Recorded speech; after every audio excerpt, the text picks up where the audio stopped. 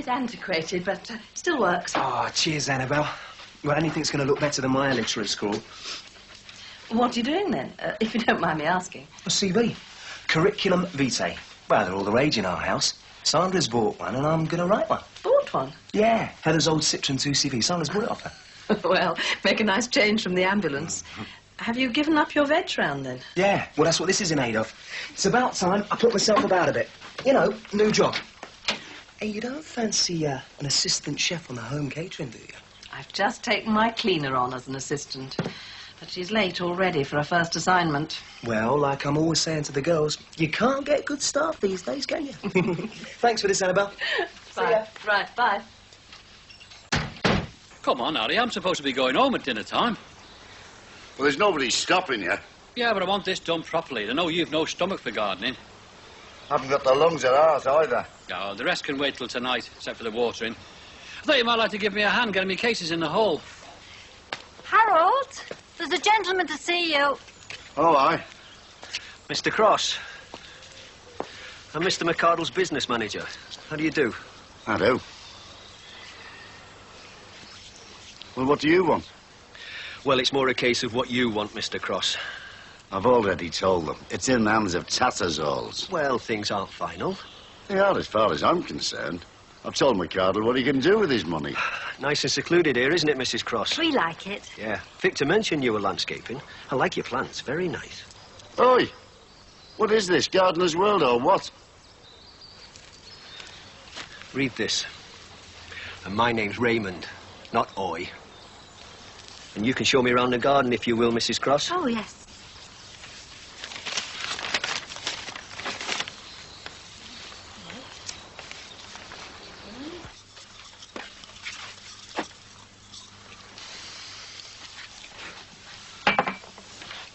What about me?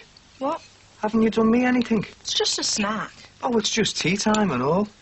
Well, you started it. What? This making your own food. Oh, look, do you want something? It's only cheese and crackers. No. It's no good stewing like this. I'm not.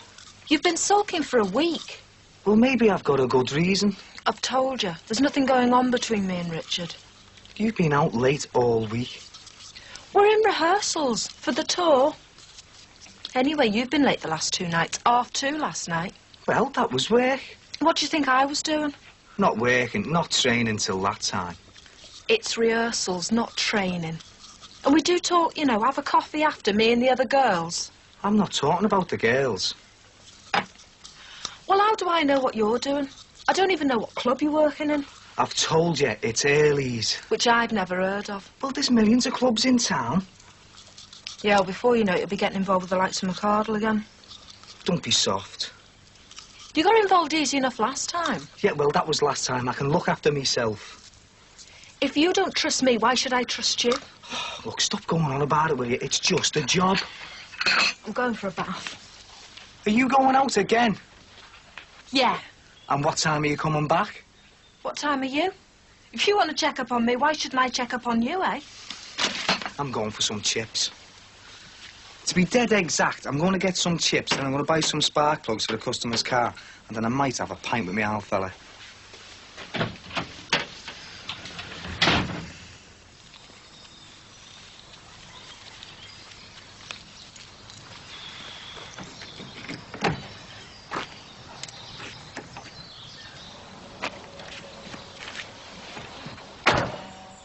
Looks like it's been written by a lawyer.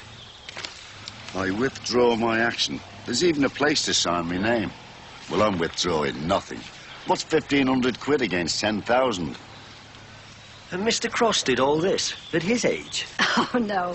It was Mr. Hardwick, Ralph. He's a very keen gardener. Very keen. Oh, pity Mr. Cross couldn't take up a proper hobby like gardening, eh? Perhaps it'd make a change from bothering hard-pressed businessmen like myself and Cousin Tommy. Mr. McArdle's your cousin. Oh, more than that. More like me brother. His mother brought me up after my mum and dad died. Oh. Sent me to university and all. Hey, they're violas, aren't they? That's right. I knew it. Tommy filled me auntie's garden with violas, you know, on account of the name. Auntie Vi, them and violets. He seems very fond of his mother. Fond? There isn't a word to describe how our Tommy feels about his mum. I hope he's coming back. Well, did you read it, Mr. Cross? I've read it, but I'm not signing it. He can keep his £1,500. Harry, Raymond's Mr. McArdle's cousin. Is he? Well, he can send his family round. Even that flaming mother he's so fond of. And no matter how many people he sends round, the answer's no. N-O, no. Can't you make him see sense, Mrs. Cross? It's difficult. How many more times do you and the other fella want telling? How about you, Mr. Hardwick? It's a good offer, Harry. 1,500. No. Here is your letter. All right, Mr. Cross. We're reasonable men. What if I was to offer you a little bit more, conditional on you signing this? How much? £8,000? Oh, come on, Mr. Cross. I was thinking more like 500. A total offer of 2,000. Harry, 2,000. No. That's a lot of nice lunches in the Cafe Royal, you know. No. OK, Mr. Cross. We'll leave it there. I'll inform Mr. McArdle. Good riddance. Oh, I'd just like to say, if you see that Des fella, tell him thanks about the osteopath. And if there's anything I can do in return, you know. Yeah. Persuade your friend here to take the £2,000. Oh, that's Harry's decision. Oh, you don't want to repay the favour? Oh, it's not that. It's not that, no. Mrs. Cross tells me you're leaving today. She also told me where you live. When Tommy makes new friends, he never lets them slip through his fingers. Until the next time. Goodbye, Mrs. Cross. Goodbye. Something's ate me, bully. I think I'll ring me taxi.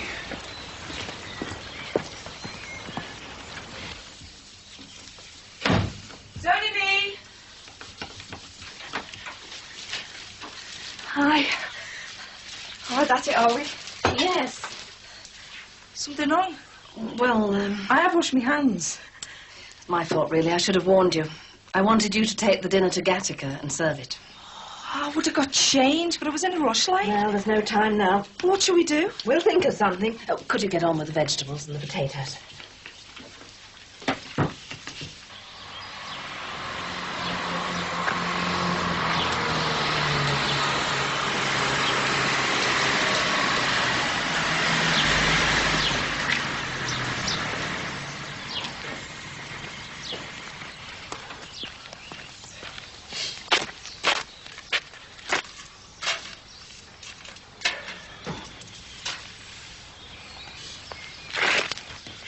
They're scared stiff of an outfit like Tattersall's. That's what's got them worried. McArdle and his cousin against people like that, they're just a pair of lemons. I'm still worried. Not worried about me, I hope, Edna, love. No, she's jittery about our friend from the bookies. I think you should sign, Harry. It's a couple of thousand easily earned. And you don't have to have the problems of going to London and all that. You are? Am I in this on my own or something? You two are the gamblers and you won't follow it through. Collect your rightful winnings. What's money against Edna's peace of mind? Do it for Edna's sake. For your sake, I mean. You're the one who's had the threat. According to her. Nothing doing, mate. I'm not signing anything. I've told her to take no notice, and I'm telling you the same thing. Victor and Raymond are just a pair of no-marks, and they don't frighten me. Oh, that'll be me taxi. I'll have to go.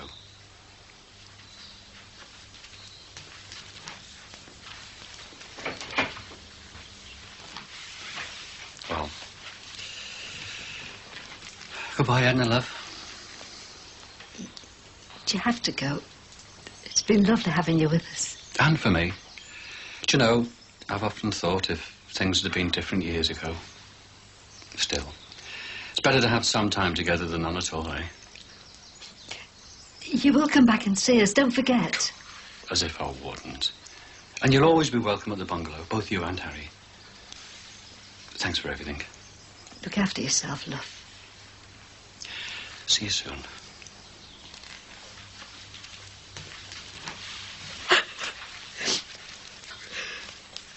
Sorry. Hey, now, I don't want any of that. Not any of that. I won't come out.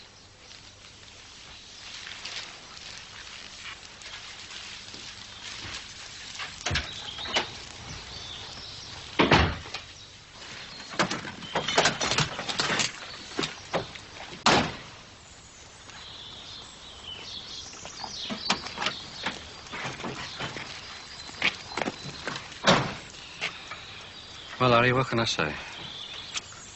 Words fail me, Ralph. I'll keep in touch. I'm sure you will. Cheers, mate.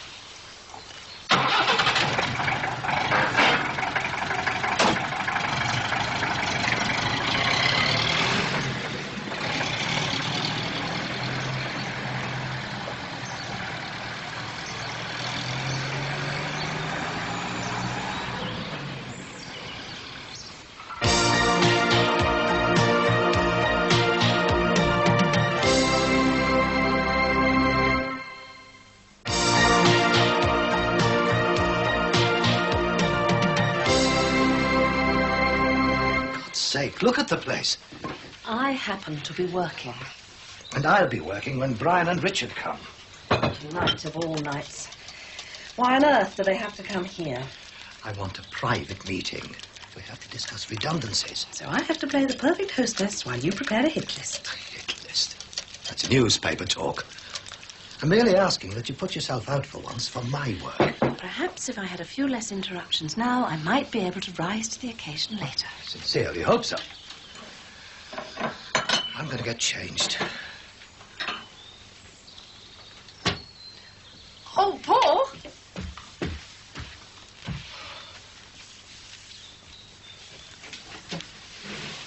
Good Lord. Mr. Collins? Hello. Hey, could you fasten me up? It's not one of mine, it's your wife's.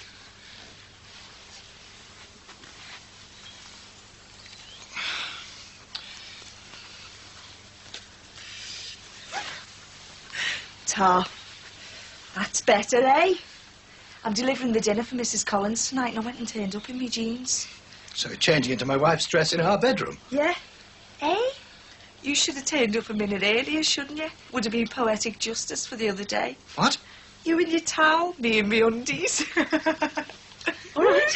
Yeah, it fits great, thanks.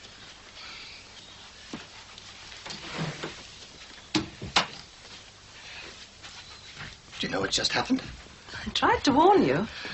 Well, it's just not good enough. She was here all day Monday invading our privacy, and now this. I couldn't send her wearing jeans. She had to change. Well, if she's going to help you in this business, she can damn well change at home. She was held up by her daughter. She didn't have time. I told you. Told me what? Mrs. Collins! Shan't be a moment. Told me what? Anyone with young children is bound to cause us problems.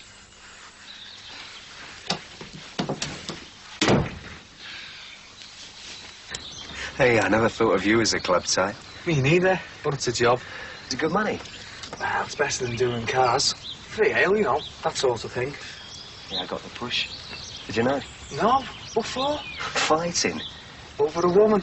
Yeah, well, I'd sooner not talk about it. I've got to get a job fast. Well, if I had your qualifications, I wouldn't stay round here. Yeah, well, I want to stay. What for? Well, I like living with the girls. Oh, and I thought it was all friends living together over there. Well, it is. I just had the feeling things were, well, you know, better with Sandra. Then I went and cocked it up with that kissogram service. And she didn't agree with it.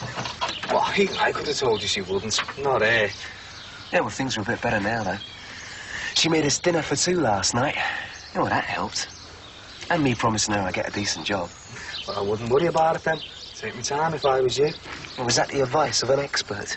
Me? You must be joking. Me and Michelle are crumbling by the minute. You, Sue? Oh, you got it made. She has. Me? I'm working in some tatty club in town. God knows how long that's going to last. She's knocking about with some wonder boy. He's promising her the big time in dancing. Who's she going to pick? Me or him? I shouldn't have opened me big mouth, should I? Anyway, let's change the subject, eh? Have you got tonight's Echo? There's one in the house. Michelle will give it to you. Yeah, well, I'm going to be ruining my eyes looking at those small job ads, aren't I? I don't know why I promised that. Liar. Hey. See you, Terry. See ya.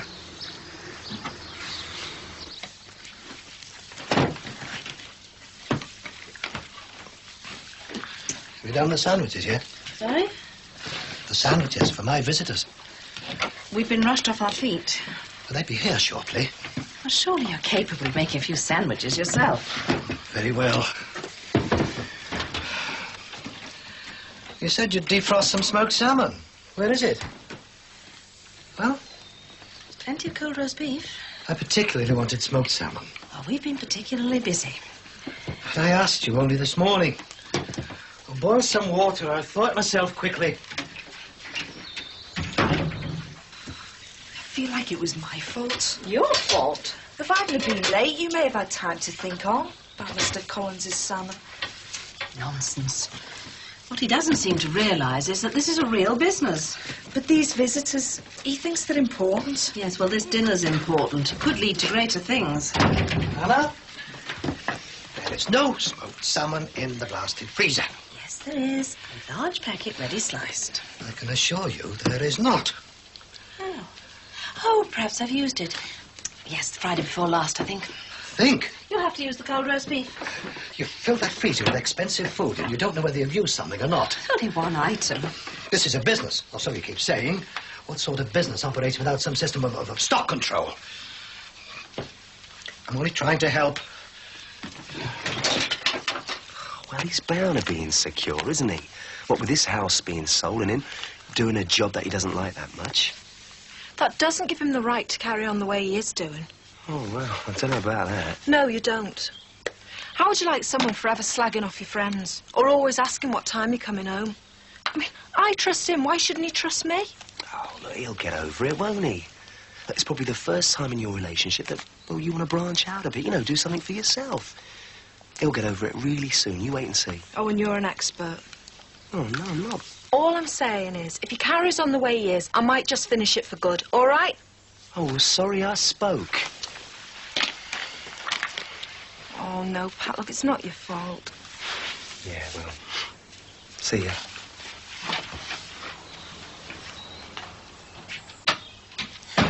Should have kept all this to myself. There. All packed and ready to go. As it's your first time, I'll come with you. Oh, Annabelle. Well, it wouldn't be fair to throw Carol in at the deep end. Well, I do have visitors. Wouldn't it be more sensible if you delivered the stuff and I did the sandwiches for Mr. Collins? Well, I hardly think It's that's... no bother. I mean, I could finish the washing up before you came back. Oh, cooking for strangers is one And thing, it's, but... what, well, more cost-effective. If you could go in your own car, we'd save on the taxi. Right. Fine, I never thought of that. I'll just put these in the car. You do the whining. That's very, very good of you. Just give me a day or two, and I'll knock it into shape. Get us started on a stock control system. Really? It's the same with filing. I cleaned for this doctor. Took me weeks to get his files in order. You have access to a doctor's files? There's no need to worry about me keeping a confidence, Mr. Collins. I need the work too much to talk about other people's business. And that applies to your business meeting tonight.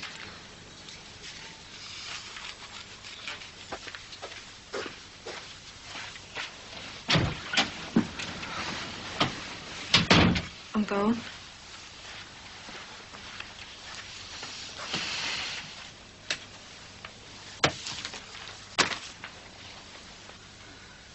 What time will you be back? Dunno. Look, I wanted to ask about Tunis. What? Well, are you going or not? Dunno. What do you mean, I don't know? Just that. There's things to sort out first. Like what? Well, you wouldn't understand. Yeah, well, we've got a house to sell here, and we've got to find somewhere else to live, so I want to know where to stand. Look, I've got to go. Michelle, I want to know. Soon. I'm going. What about your dancing gear? What? You're forgetting your dancing gear. Well, it's you. You make me all confused.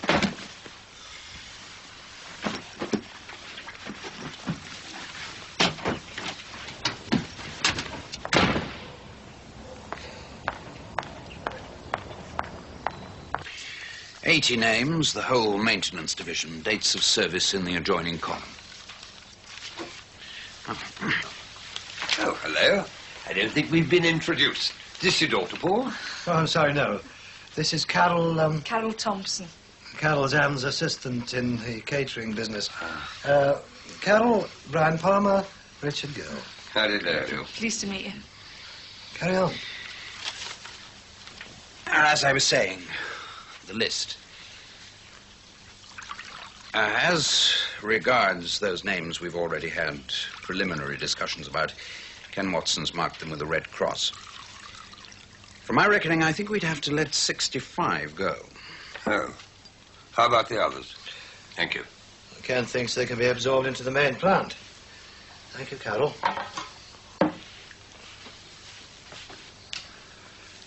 I can accommodate about 4 as ordinary operatives. Are we all agreed on the Red Cross Brigade, for want of a better description? You mean the troublemakers? I won't be sorry to see the back of those 6 or 7 characters. And the remainder? I suggest we adopt the usual last in, first out policy. Agreed? Agreed. Yes, agreed. But if it does come to a strike, Paul, how's that contingency plan of yours shaping up? Oh, I think we'll be all right. Woodward and Lynch people will be coming in on Bank Holiday Monday, just to get their feet under the table, as it were. And I've been thinking about raw materials. Oh, yes. Well, if the worst comes to the worst, we'll have pickets. There's bound to be support from the unions at our suppliers, and they'll cut off our raw materials. So I've ordered alternative supplies from an East German firm. East Germany? Your bid for East-West relations, eh? They'll come via a Greek shipping line, and I've lined up a non-union haulier. Sounds like an international contingency plan to me. Splendid. Carol, right on cue as usual. Help yourself to sandwiches, gentlemen. They're roast beef, I think. Ah, thank you.